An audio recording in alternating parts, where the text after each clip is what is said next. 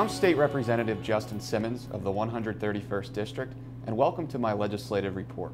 Today, we are at PAPPY'S Orchards on Castle Road in Coopersburg, and joining me is the owner of the operation, Lisa Erford. Lisa, how are you?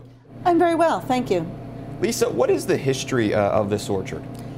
Well, I did some checking because there was a family discussion as to the real history, but the story is told that this property was part of the William Penn deed, and three Erford brothers purchased that property, or were given that property, and it has stayed in that family ever since. Now, my husband assures me he is not the direct descendant, but then when I thought about it, none of us would be, so it all worked out.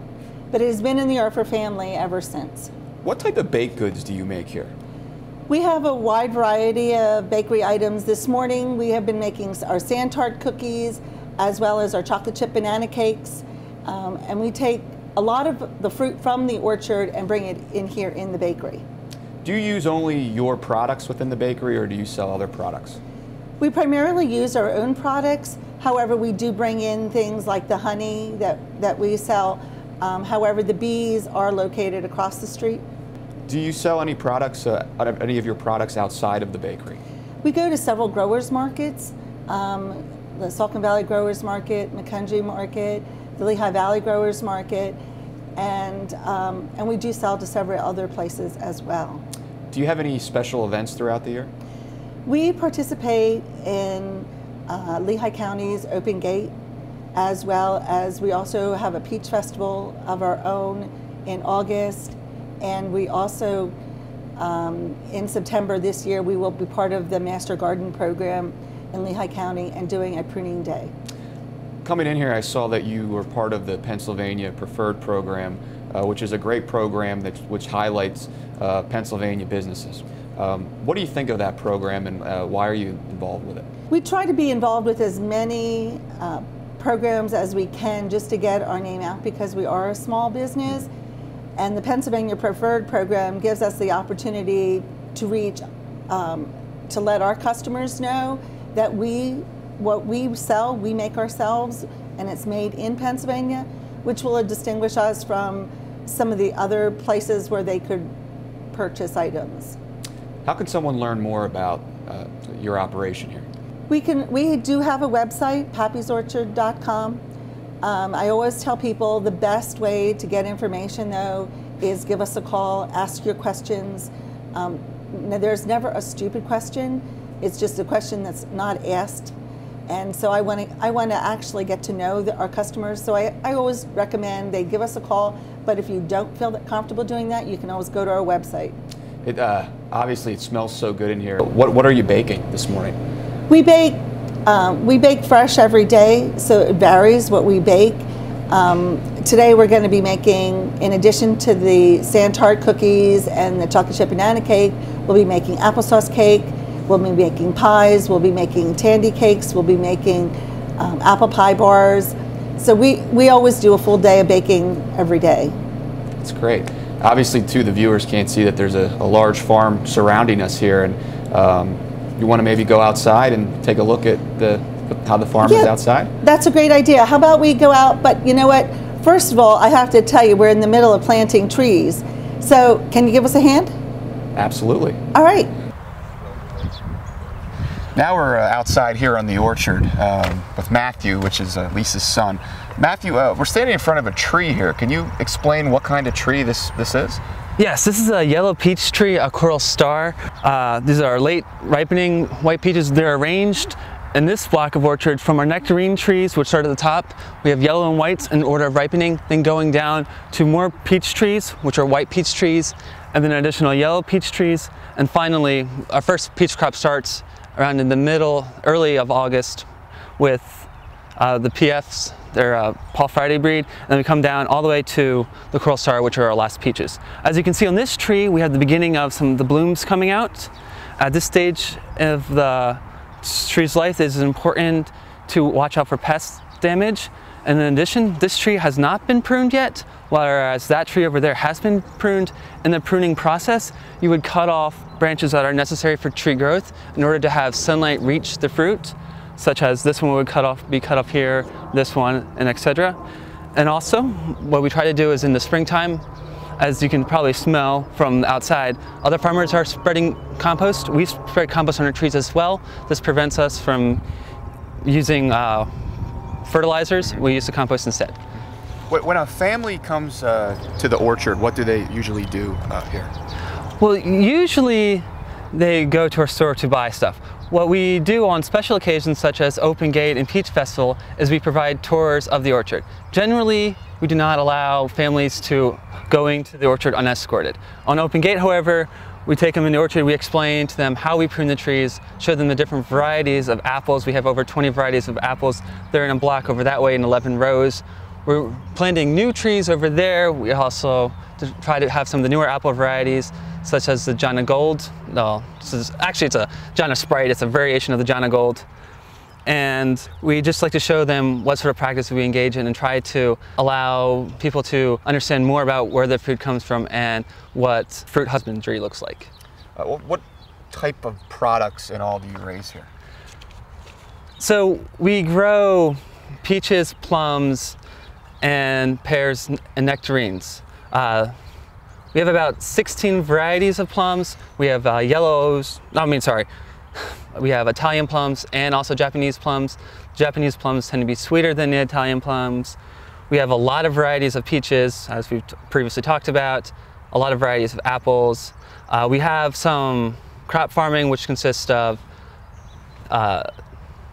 corn and some of those other things at our other location. And that's pretty much what we grow here. And also, but the bakery has all of the goods that we use from here. We also use our products, which is from the apples. What we do is we take some of the smaller apples and we press them into cider. We also make apple butter. And currently we're pursuing going into hard apple cider, which is taking the apple cider and then fermenting it. Oh, wow.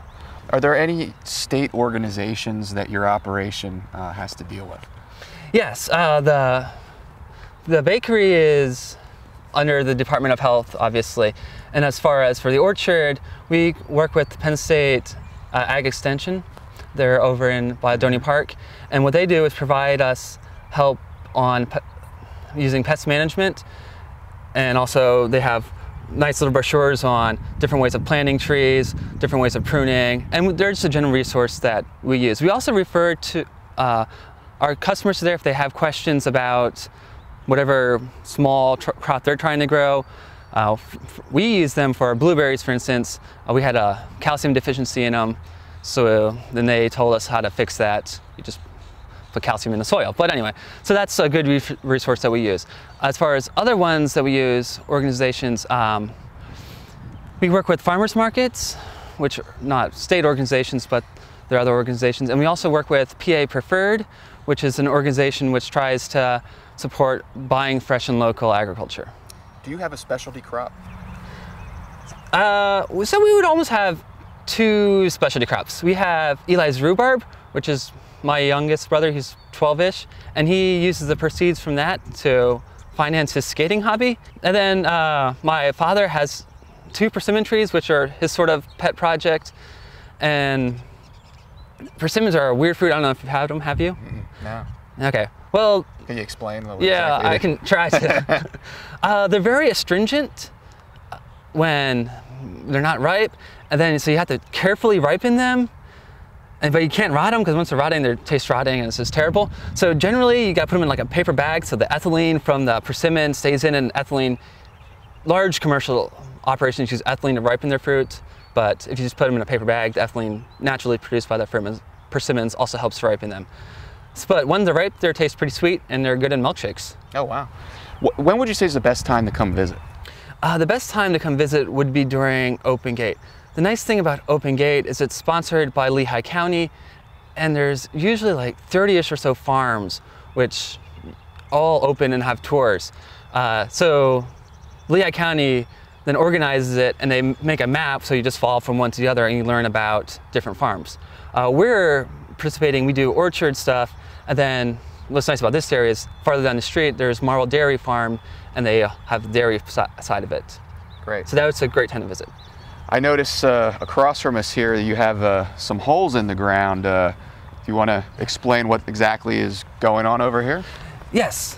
So in the natural life of a tree, time comes when the tree gets too old. Usually that's around 20 years, and they become unmanageable. At that point, we tend to cut the tree down. We cut up the wood, the usable wood for firewood, and which we sometimes sell. We also burn ourselves. Okay. And then we have to plant new trees. So here we have a Stanley plum tree. It's an Italian plum, and we're just planting some more of these in these holes. We drilled the hole with about I think it's a 2-foot auger. Okay. And then in order to plant the tree, you make sure that the graft, most of the fruit trees you have to pay a royalty on to buy the specific type. So, and they graft it to a different, so they have a grafting stock, and which is good for growing, and they have that tree top on top of it. So you plant the tree with a level of dirt slightly above the graft, like this, and you have to make sure all the roots are below it, obviously, otherwise they dry out. So if you'd like, there's a shovel over here, and I'll hold the tree and you can shovel the dirt on. Shovel the dirt? Okay, cool. Thank you.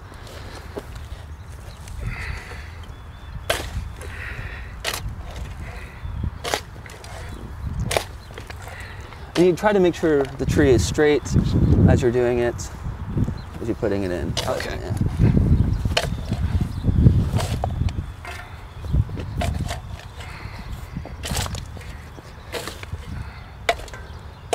So this year we planted about 30 more plums and about 150 more peach trees. Wow. That's good. That's good? Yeah, sometimes you have to walk around and tamp it down.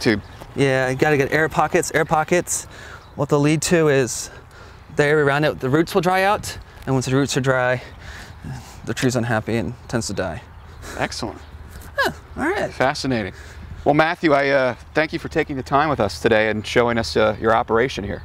No Appreciate problem. it. Thank you very much. Thanks. That's all for today's legislative report here at Pappy's Orchard. Please join us next time for my next legislative report. I'm State Representative Justin Simmons of the 131st District.